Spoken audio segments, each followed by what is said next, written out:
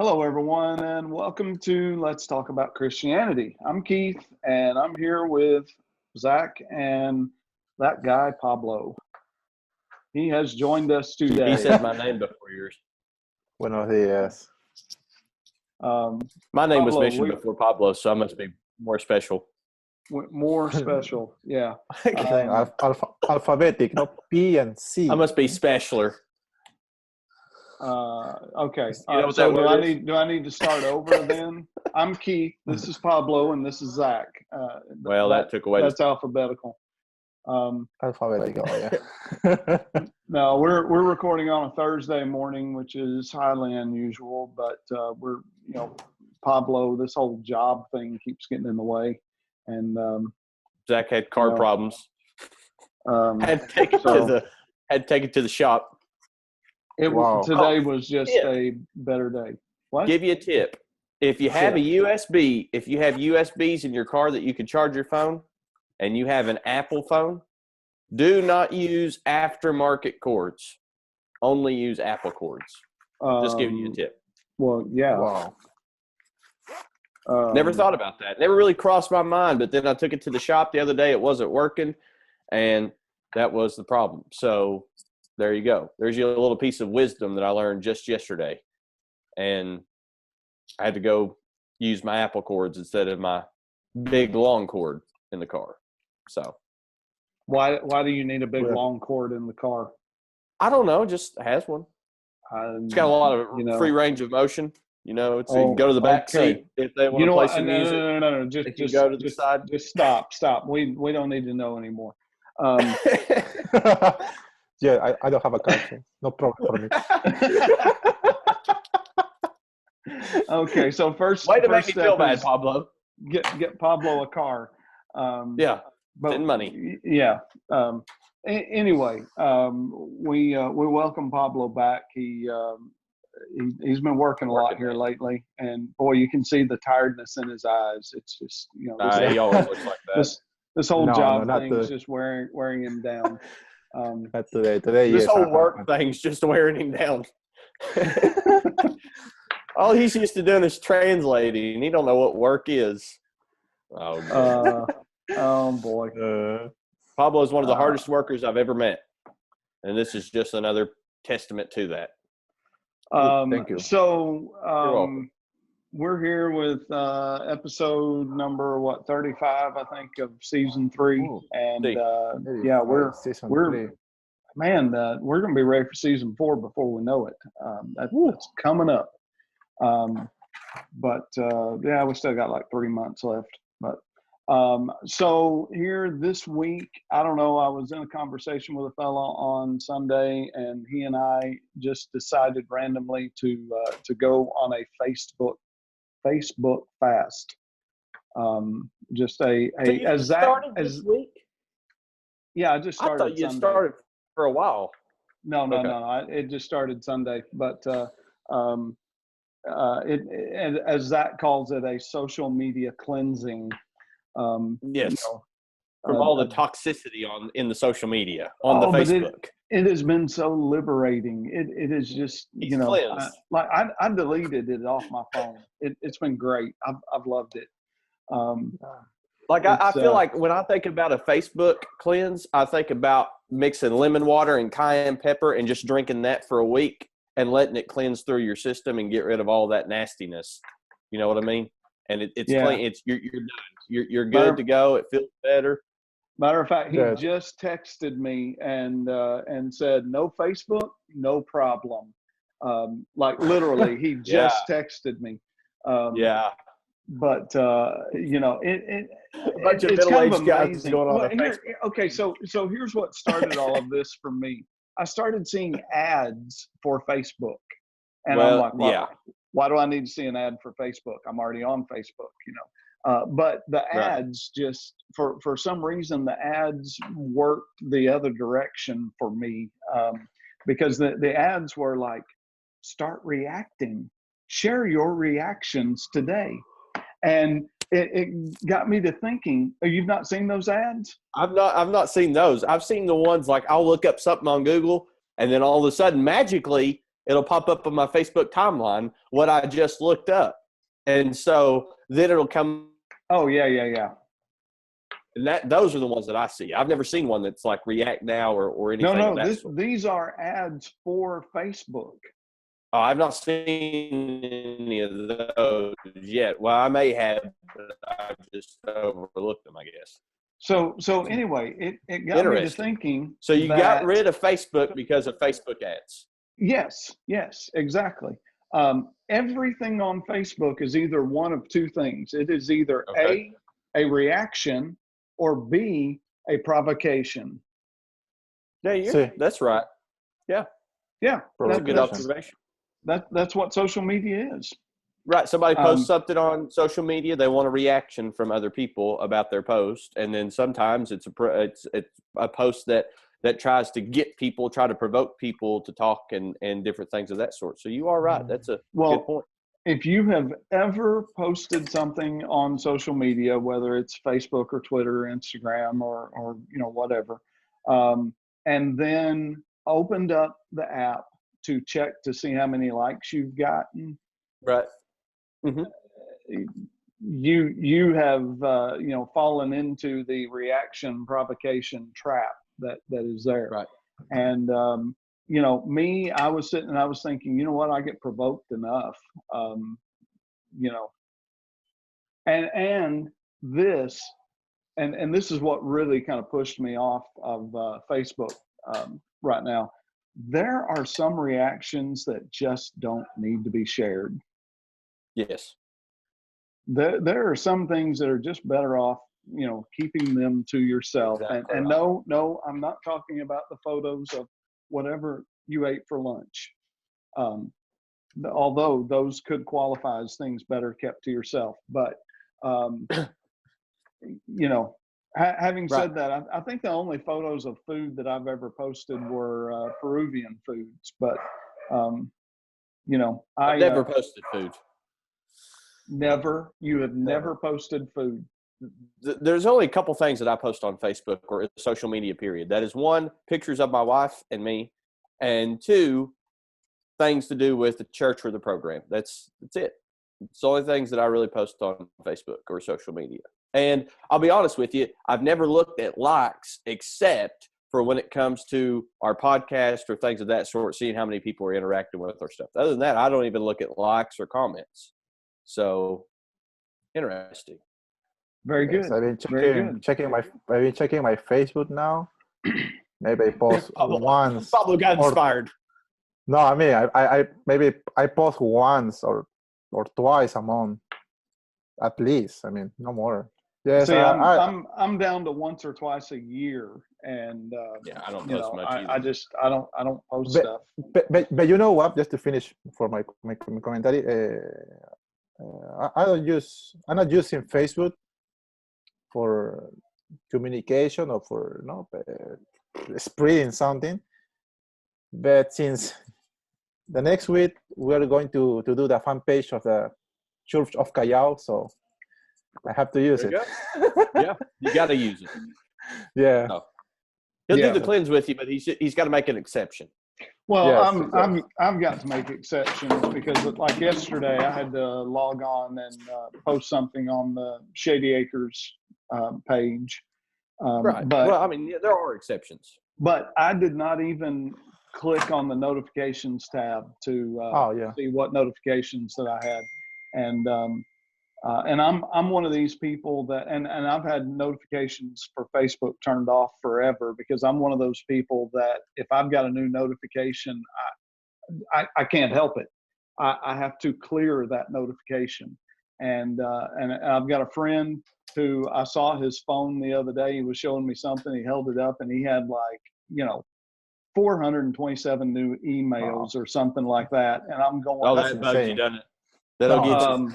That'll get you right there. And I'm like, I'm like, Steve, let me please let me clear your emails. I didn't say that, but I'm see, mine's not emails. Mine's text messages. Like right now at the moment, I have 32 unread text messages. I believe that with you. I believe that because I just don't you never reply. I don't text back. I don't even don't. text my wife during the day, and I just don't. If I want to talk to somebody, they can call me, or I will call them. But most of the time, they call me if they want to talk to me. Other than that, I don't text. I don't communicate on social media. Now, Messenger, nothing. Now, texting, I text all day, every day, and Right. most of that is because I can send you a text message and it just took 10 seconds of my time. If I call you, it's going to take 2 minutes minimum, and I might not have 2 minutes, you know. No, so my OCD doesn't allow me to have those numbers on the phone. So yes, I'm right there with you, Pablo. Well, I'm pretty OCD too, but I don't. It doesn't bother me. Text message, emails do. So look at my email. Gotta have it. Let's bring this back around. You know, yes. I'm not going to issue a Facebook fasting challenge. I'm not going to go that far, but I would encourage you to think about, you know, using social media or sending text messages, or even if you're emailing Zach, you know, think about, am I reacting? And if I am reacting, am I overreacting? And, you know, or am I provoking? Right. Kind of goes into what we're talking about today with the social media. We could tie that into, because I preached a lesson. We can. And I preached a lesson the other day about kind of similar to this. So go ahead and introduce us into the topic that you want to discuss. Since you brought it up. If we go to the book of Leviticus, and you know, you can actually read Jesus quoting here from Leviticus 19:2 in the book of Matthew 5 and verse 48. But God tells Moses, "Speak to all the congregation of the children of Israel and say to them, you shall be holy, for I, the Lord your God, am holy." And, you know, hey, that's a commandment that that God gave the children of Israel. And I think sometimes we think of holiness as you know, just a state of being. You're either holy or you're not. And when you start looking at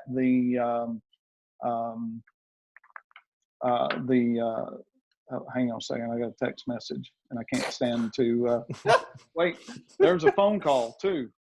Oh, I'm being overwhelmed. Oh, there's a Facebook notification too.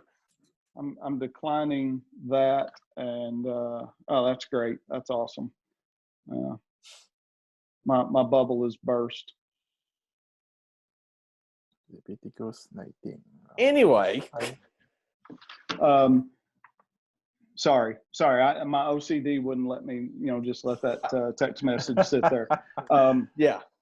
So we just had this conversation. What was I saying? And then Leviticus I get distracted. 19, verse 2. Yeah, Leviticus 19 and verse 2. So there are some things that we look at as being holy. This isn't where I was going, but I'm going to go back to where I was going. And there are some things that we look at as being unholy. Mm-hmm. Mm-hmm. What's in the middle? What's in the middle? I got you to thinking there a little bit, didn't I? Yeah. So the Israelites, God tells Moses, build a tabernacle. And when they built the tabernacle, they sanctified the tabernacle, and they sanctified it with blood, and they sprinkled that blood on there, and it was a purification, and it was a setting apart. They understood that tabernacle, you know, it was called the tabernacle of meeting sometimes, but they understood that, you know, that was God's tabernacle. That was not their tabernacle. And so here's what really got me thinking about this whole conversation was that, you know, we know today that the temple of God is the body of believers. It is not the building itself. but we look at the church building or the auditorium or the sanctuary as being separate, sanctified, if you will. So who sanctified it? You're getting real deep here. Yes. Like, this is really deep. This is getting deep. So then you hear people, and I'm going to go back to that here in just a second. Then you hear people argue, well, it's just a building. The church is just a building, and so at the end of the day, it doesn't really matter how it is used. Pablo, I know that, like for example, there in Peru, there are churches that meet in places that have other businesses going on during the week. But the church will gather there on Sunday. And we've seen that before. So all of the sudden the building itself is a place of business that is not holy on Monday through Saturday, but on Sunday it's holy. What makes it holy? The Lord. When we come into worship, the Lord is in our presence, and we're on holy ground. We're on holy ground because the Lord is in our presence, and we're worshiping God in spirit and in truth. It's kind of like the burning bush. Moses is the burning bush. Take off your shoes. You're standing on holy ground. And a lot of times, I go back to that point that you were going to make about who sanctified the auditorium, because I know you wanted to get back to that. Yeah. Yes, I did. And I was thinking of Exodus 3:5. That was actually the verse that started this whole train of thought in my my scrambled up head here. But yeah, and it was them scrambled eggs you had. No, they weren't scrambled; they were fried. Oh man! And, they were good too. Yeah, scrambled eggs are better. Anyway, you need to come over here, and I'll change your attitude on breakfast. We'll go to Bo's, and you'll be like, I've never had breakfast before. Anyway, God told Moses, the ground you are standing on is holy.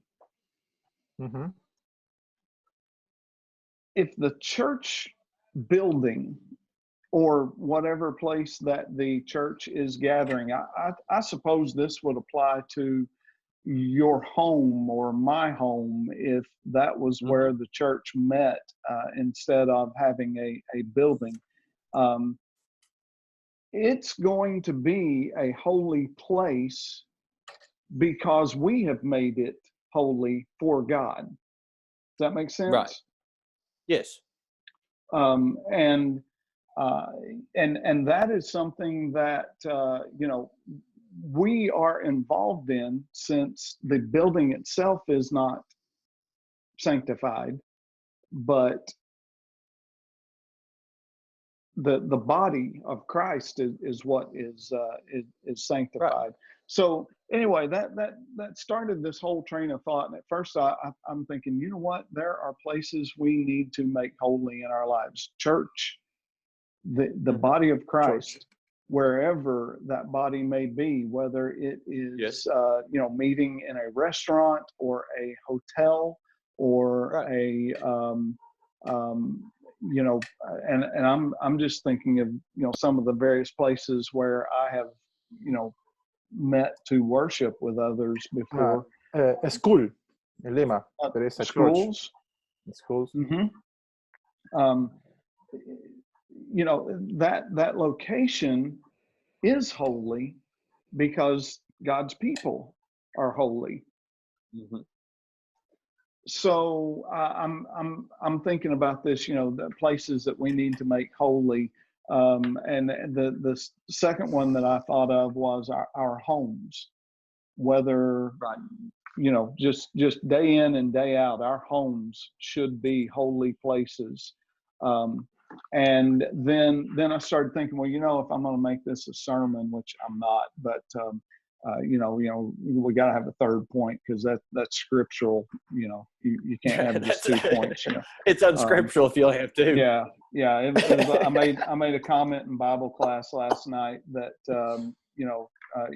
you get what you pay for, and I said, right. we don't find Paul having recorded that in any of right. his epistles, but he probably meant to, but there was a time we had a gospel meeting last time, and the song leader got up and he said, we have to have 3 songs and then the sermon. He said, that's scriptural. If we do 2 songs and then the sermon, that's unscriptural. So he said, we got to have 3 songs and then the sermon. And there's so many stuff like that we do all the time that we really don't even think about. But we've turned tradition into scripture in so many instances. Yeah. Or maybe that's a word for that, ritualism or yes, traditions. Yeah. Ritualisms. No. Anyway, and that's a whole nother discussion, conversation. Whether or not our traditions have become holy. But no, I want to throw this idea out also. If you're looking for sermon ideas, I got them this morning. But he's got them up his sleeve. To that idea of, no, it's just my watch. You get what you pay for. What about our salvation? You think about the price that was paid for our salvation. Right. That is the ultimate price, and you get what you pay for, but God's the one that paid that price for us. I was thinking of that you were going to go in the direction. What's God getting in return? It's a good question. Is God getting a good deal out of this? Right. And then also I had the random thought last night that hang on a second. I wrote it down. Let me find it here. It was one of those really good thoughts that you have to write down. As much as we love our children, and neither one of you have children, but right. surely there's 1 or 2 of our listeners who have children. But as much as we love our children, how much more must God love his son? I mean, think about it. His son really is perfect. Yeah. We think our kids are perfect. Keith, do you think your kids are perfect? No, they're not perfect. Do you see them as perfect? Except Emma. We all know Emma is, but the rest. Well, yeah, okay. I wasn't counting Emma, but no, they're not perfect. Yeah. Emma. Oh my. Emma. That girl. Emma. Yeah. We all know who the favorite is. That's a whole nother discussion too. We're not going to get into that in a public forum. I'm probably in enough trouble already. But anyway, there's just a couple of sermon ideas, if you ideas for a devotional or anything like that. Right. You can take them and turn them into something real. But getting back to the whole holy discussion or discussion on holiness, I guess would be a better term. I got to thinking about the old law because holiness is mentioned a lot in the old law. And yes. I got thinking about our way of thinking and the idea that we look at some things and we know that those things are holy or that those things should be holy. And then we look at other things and it is obvious to us that those things are not holy. Right. But what about what's in the middle? Because if we take the extreme line that things are either holy or they are unholy, then there is no middle ground that is there.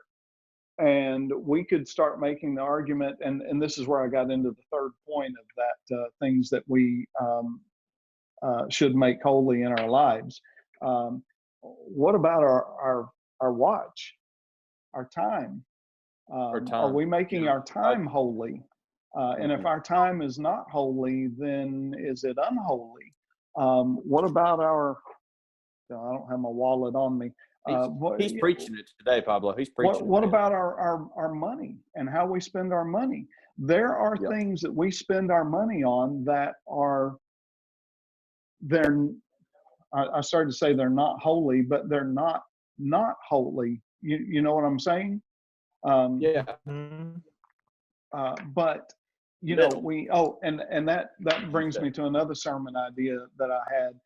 Can you imagine on the day of judgment, Jesus sitting there with the books open before him and him looking up at you and saying, now, exactly why did you spend so much time doing blank?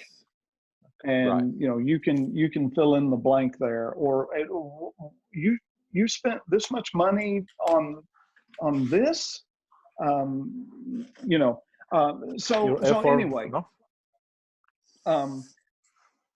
Maybe we should look at the idea of holiness as being a little more extreme than perhaps we do, and realizing that just because something by its nature is unholy, right? No, something by its nature is not unholy. That doesn't necessarily mean that it is holy, and we need to be focusing more on being holy because our Father in heaven is holy. Amen. That's a really good point. That's a really good point. And I think part of being holy is kind of what Paul said in Romans chapter 12 and verse 9. You've got to abhor evil and you've got to cling to that which is good. And I think that kind of gives you a baseline of different things that are in your life. And if you are just clinging to that which is good, or if you are still clinging to that which is evil. And I thought you were going to kind of tie that into the social media aspect of it as well, because I think that was your idea. I think that was one of the great. I think, that's one of the greatest indicators in our life today with the way that technology is going, with the way that we live our lives is looking at our social media, looking at what we post, what we comment, the type of posts that we read, the type of posts that we react to, and different things like that. Why did you spend so much time on Facebook? Why did you spend so much time? Why did you spend so much time posting things that didn't further my kingdom, that kind of gave it a bad name and a bad reputation because they know you're a Christian?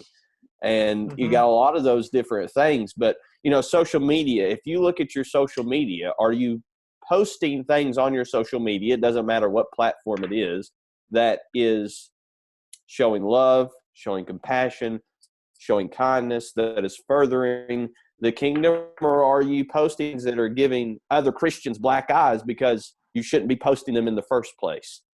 And part of being holy, part of being a child of God, part of being the Lord's is clinging to that which is good and abhorring evil. And we've been going through the minor prophets in the Sunday evening services, and we talked about Amos last week, the sheep breeder from Tekoa that was told to go to the northern kingdom. And we talked about one of the things that he said to the northern kingdom and the other kingdom, or the other countries that surrounded. And he said, abhor evil and love good. And we have to love good enough that we're willing to do good all the time. And we don't often look at it like that, but social media is a big indicator of that. Yeah, see, that's totally not where I was going with that. That was. I threw you in left field, but hey, we'll end up back. It don't matter. No, but I wanted to go back to the point you made about Romans 12 and 9. And if you look over in Romans 13 and verse 12, Paul says that the night is far spent. Therefore, let us cast off the works of darkness and put on the armor of light. I think sometimes it's easy for us to cast off the works of darkness. Yes. But we also have to put on the armor of light. And yes. we're spending too much energy trying to stay on the middle ground. Very good point. I don't know how much time we have left. I know there's not much time left in our meeting. It doesn't matter anymore. We're not counting anymore. We're right at 29 minutes, but So yeah, we do need to wrap this up. Everybody's got better things to do or other things to do. I don't know. They're not better things. We're the best thing. But yeah, everybody does have other things to do. Yeah, they're busy. Yeah. So Pablo, you got stuff going on down there. You're staying busy. Oh, with my fork. playing with his fork. That's what he gets on the podcast to do. No. When you put that Leviticus chapter 19, I got that book. I'm preaching at school, and the whole point about the book, it was since the beginning of the world, God wants that His people must be holy. Yes, that's all. Since the beginning. Yep. Right. That's it. And there are a lot of different things that can draw you away from that goal that you need to obtain too. But you gotta, one of the biggest stepping stones, kind of like a foundation feeler, if you will, that you need to find is the fact that are you clinging to that which is good and doing that which is good, or are you trying to stay in the middle, cling to the middle ground, straddle the fence, if you will, between hot and cold? Are you lukewarm? What are you? And that's one of the biggest determiners of whether we are fulfilling what God desires of us in this life. Amen. Okay. I didn't preach it quite as well as Keith did. Keith preached today. That was our episode Amen. For this week, and we want to say thank you for listening. And we've like we said, we're rapidly coming to the end of season 3, and we appreciate you very, very much. Yeah, it's going to be odd seeing season 4. Not many TV shows make it to season. Not many TV shows make it to season 4. You know what I mean? Usually the first 2 seasons is that if they're not a good show, they don't make it past the first 2 seasons. There's a reason for that. Okay, let's wrap this up and get out of here. On behalf of Pablo and Zach, thank you for listening, and we will see you next week. See. Oh, that was profound, Pablo. See. Goodness gracious.